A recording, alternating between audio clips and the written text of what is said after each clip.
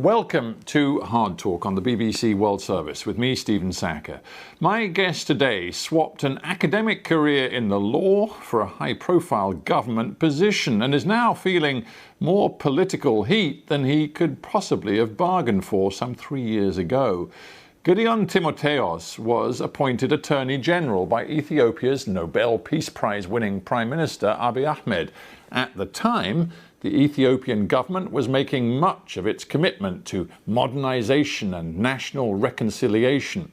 Today, that agenda seems to have been overtaken by events. Notably, an intensifying internal conflict in the north of the country, which could, if not halted, threaten the very unity of the country. Last November, the Ethiopian army moved into the northern region of Tigray to remove the regional government led by the Tigray People's Liberation Front, the movement which dominated the national government for decades before the current PM came to power. The result? A bitter conflict in Tigray, which has now spilled into the neighbouring regions of Amhara and Afar, and it's drawn in forces from neighbouring Eritrea in support of the Addis government. Thousands have been killed. There's disturbing evidence of atrocities committed on both sides, and the fighting has left hundreds of thousands facing the very real threat of famine.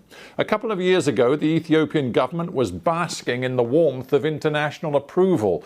Now its handling of this internal conflict is prompting accusations and condemnation. What went wrong? Well, Gideon Timotheos joins me now from Addis Ababa. Welcome to Hard Talk. Thanks for having me. Now, when we last spoke to each other nearly 9 months ago, you seemed very confident that your government was about to crush the forces of the Tigray People's Liberation Front. Are you now prepared to say that your government strategy has gone disastrously wrong? Mr. Sacker, as I have stated back then, we are in a position to retake Mekelle, and we are able to finalize the initial phase of the operation within a matter of 3 weeks. We took over Mekelle, we established an interim administration, we invested on rehabilitating Tigray. And remember, it was a conflict that was forced upon us. It was not a conflict that we got into by our own volition and willingness. So that's how we see the situation. Well, you haven't answered my question, because since then, and of course your forces did take Mekelle, since then things have gone very wrong. Your forces left Mekelle in June, and since then the TPLF, the Tigrayan rebel forces, have retaken much of Tigray from your national army, but they've also moved into the neighbouring regions of Amhara and Afar. They hold much more territory now. So what's gone wrong? When we are holding Mekelle and when our forces were in Tigray, there were constant issues that were being raised about humanitarian access, the humanitarian situation. We wanted to improve the humanitarian situation. And we're also concerned by the fact that the TPLF was sending wave after wave of civilians against our troops. There was an extensive use of child soldiers by the TPLF. So under these circumstances, to mitigate and minimize the humanitarian cost and suffering, we did the responsible thing. We declared a unilateral ceasefire and we withdrew our troops from Mekelle. Unfortunately, the TPLF continued with its aggression and belligerence and escalated the conflict. It expanded it into Afar and Amhara regional state, committing gross atrocities against civilians. We'll get to the allegations of gross atrocities in a minute, but you tell me that you were concerned about the humanitarian situation. It's very hard for me to understand then why, to this very day, you and your government are maintaining a siege, a blockade of Tigray, which involves cutting off electricity, telecommunications, banking and financial services, something which the UN and other aid agencies say is materially affecting hundreds of thousands, millions of people. When we declared the humanitarian unilateral ceasefire, we established a humanitarian corridor through Afar. It was the TPLF, the terrorist TPLF, that expanded the conflict and turned this corridor into a conflict zone. Why don't you end the blockade, Mr. Attorney General? As I said, we have facilitated humanitarian access and corridor through Afar. Now, as far as electricity and other essential services are concerned, the utility companies, the corporations that provide these services, they had several of their personnel killed in Tigray while they're trying to repair basic infrastructure. They have been subject to attacks. So under the existing insecurity, with the continued aggression of the TPLF, it would be difficult for these corporations to send their personnel, their employees in Tigray. So had the TPLF reciprocated the unilateral ceasefire, then it would have been a different circumstance. Well, of course, as far as the Tigrayans are concerned, and I did speak to a Tigrayan spokesman very recently, you'll know that they believe that there is no way they can end their armed struggle until you end the blockade, and there's no sign of it ending. There are also worrying signs that your government sees the international aid agencies, the NGOs that are trying to deliver help to hundreds of thousands of people who are facing famine in Tigray. You appear to see them as part of the problem. One government spokesman, Redwan Hussein, recently referred to aid groups as playing a destructive role. What is that supposed to mean? That's only a reference to a very small minority of organizations. The overwhelming majority of aid organizations are providing aid and assistance to those in need. We are cooperating with them. We facilitate their work. So we don't have a problem with that. And as I noted earlier, when we declared the unilateral ceasefire, our objective, our intent was for humanitarian aid to reach the people in Tigray without any hindrance. That's why we established the corridors through Afar. We allowed humanitarian flights to take off from Addis and fly to Mekelle, but the continued aggression from the side of the TPLF has created a situation on the ground that is making things more and more complicated. I think people watching and listening to this conversation are going to find it hard to understand that while hundreds of thousands of people in the north of your country are facing the imminent threat of famine, hundreds of thousands have been displaced, are currently living in camps. You, in your government, have suspended the operations of various aid organizations, including Médecins Sans Frontières Holland branch and also the Norwegian Refugee Council. Why on earth have you done that? You have to understand that all the organizations that provide assistance and aid that operate in our territory have to respect our rules and regulations. As I have mentioned earlier, the overwhelming majority of humanitarian organizations have no problem with this, and they continue to provide assistance and aid. These organizations are trying to keep people alive, and you're stopping them operating.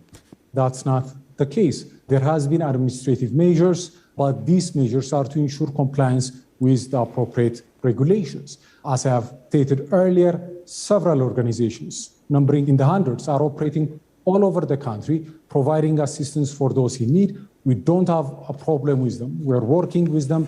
We have a very constructive relationship. And we are also in consultation, in dialogue with these entities you have mentioned.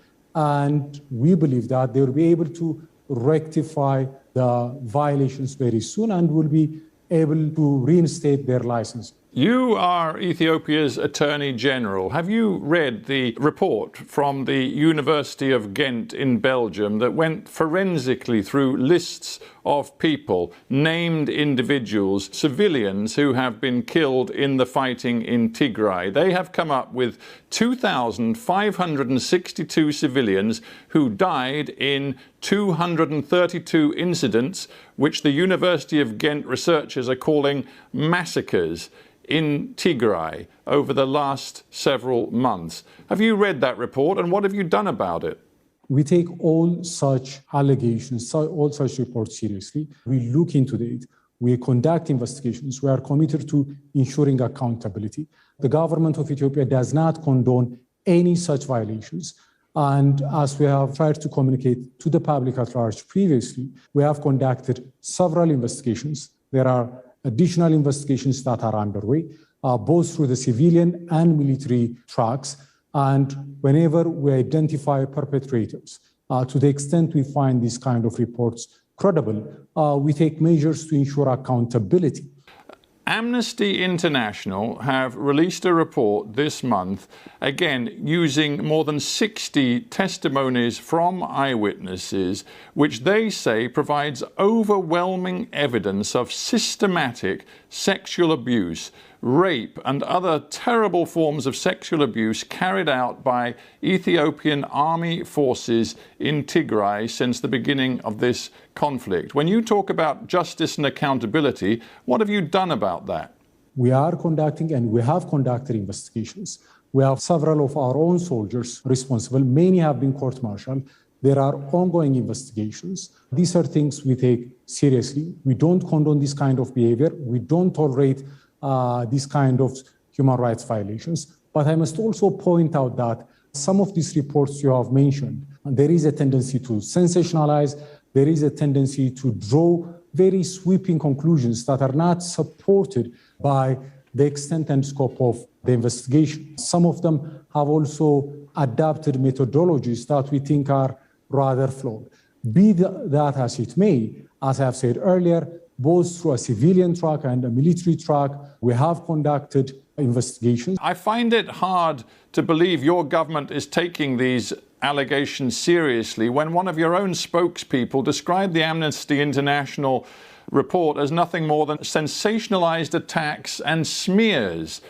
If you were serious about these terrible allegations, which involve accusations of victims being held in captivity for days and being systematically raped, some being handed over for sexual slavery, some being raped in front of their children, if you took these accusations seriously, you would have dozens and dozens of members of your armed forces behind bars right now. As I've said, these kind of matters are matters we take seriously. Yes, there could be sensationalized reports, and there are sensationalized reports drawing very exaggerated and unsubstantiated conclusions, but we take the victims seriously. We have conducted investigations, and more than dozens of our own soldiers have been sentenced to serious penalties, some including to life in prison. How many? More than 30. So our action speaks for itself.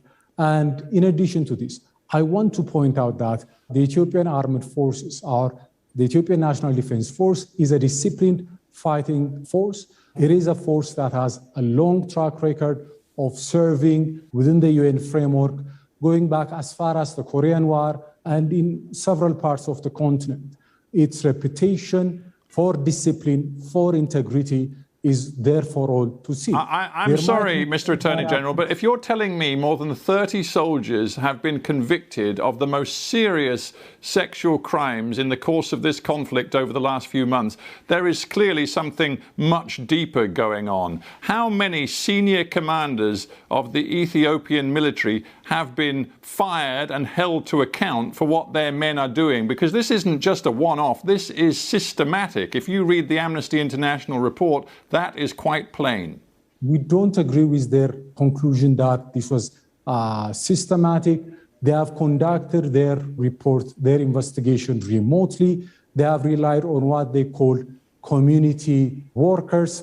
We are very skeptical of who those community workers might be. We conduct our investigations on the ground. And as far as accountability is concerned, our commitment, our seriousness has also been demonstrated by the fact that we have allowed the UN High Commission for Human Rights to conduct a joint investigation with the Ethiopian Human Rights Commission.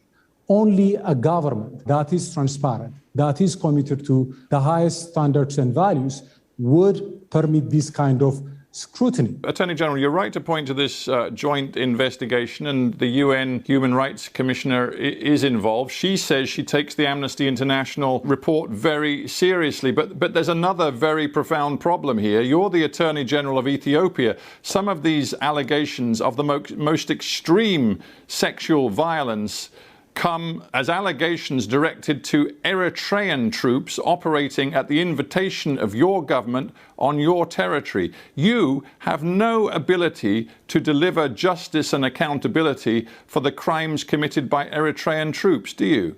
Regardless of who the perpetrators might be, our responsibility and our position is that we conduct investigations, we establish the facts. If there are individuals who are beyond our jurisdiction, there are established protocols and procedures to seek international legal cooperation, to work in collaboration with the authorities that have jurisdiction in neighboring countries. So this is a process that is underway. We work with neighboring countries on these kind of issues. So I think it's too early to jump to conclusions. And I would say that based on our actions and our conduct so far, our commitment to accountability is very clear. I must also point out that we are rather disappointed and a bit dismayed by the fact that several atrocities that are being committed by the terrorist TPLF against civilians, including children, is not being denounced, it's not being looked into by international human rights organizations. If you had watched my interview with the spokesman for the TPLF, you will know that I went into great detail. I would like to acknowledge that, and I do recognize that. Thank you. It's important that we challenge both sides in this conflict. Let's get back to your side. Let's get back to the language being used by your own Prime Minister, Abiy Ahmed, who just last month used these words to describe the Tigray People's Liberation Front. He described them as a cancer, as weeds, as a disease. He said that these weeds will be removed from our country. As Attorney General, in a climate where there are accusations of ethnic cleansing, war crimes, crimes against humanity, what do you think of the language being used by your own Prime Minister? The statement issued by the Office of the Prime Minister was referring to a terrorist organization. There have been instances in the past in which notable world leaders have used similar language to refer to terrorist organizations like ISIS. Given the pain and agony that the TPLF is causing to the people of Ethiopia, not just the recent massacres and atrocities it has committed, but what has transpired over the past 3 decades, that is a sentiment that most Ethiopians share. The problem is that what we see happening in the country is that, for example, in Addis Ababa, it's quite plain over the last couple of months, hundreds of ethnic Tigrayan people have been rounded up and detained by your security forces.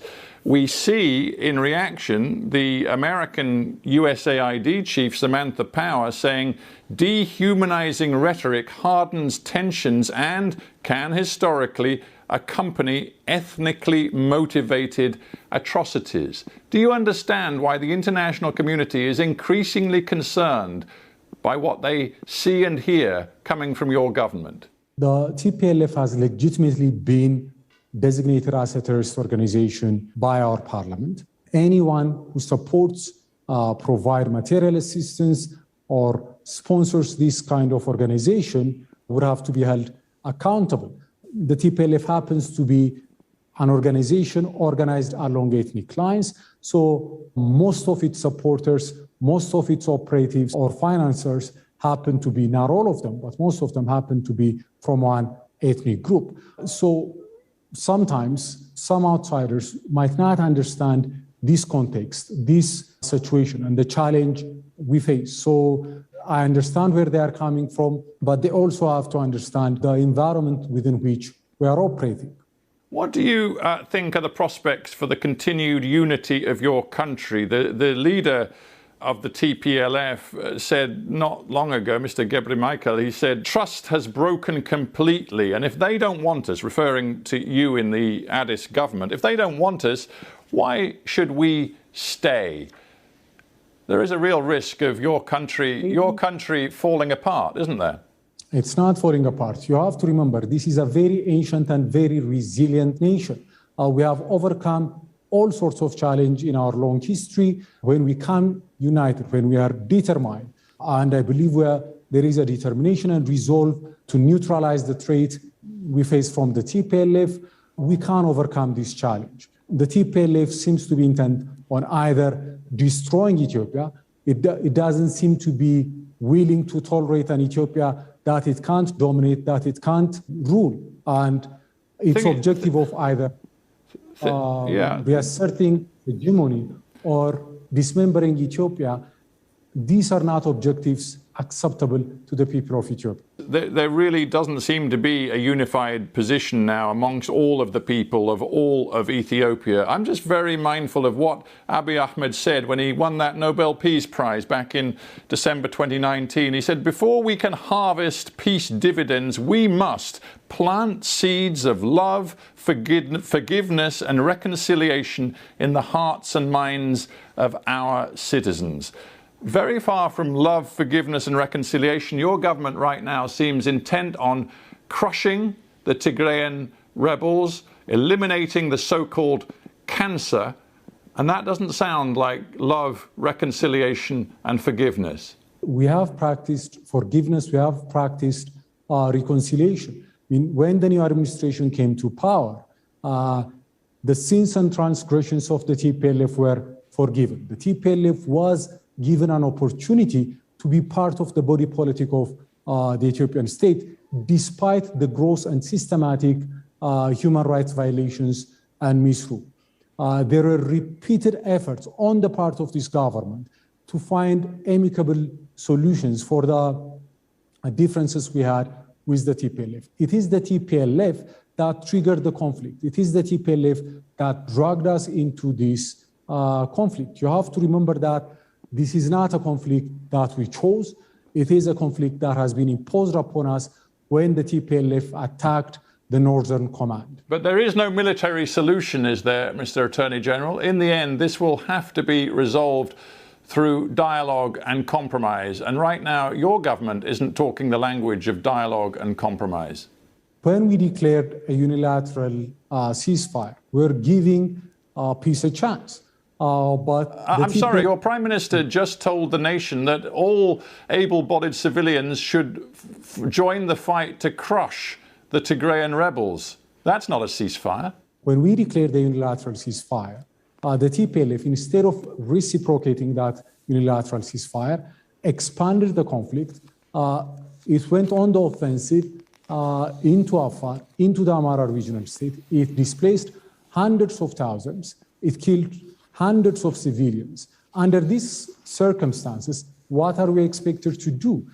The TPLF, as a terrorist organization, with its continued belligerence and aggression, made the ceasefire untenable. Under these circumstances, we have a right and responsibility to defend our population, and that's what we're doing. Gideon Timotheos, we have to end there, but I thank you very much indeed for joining me from Addis Ababa.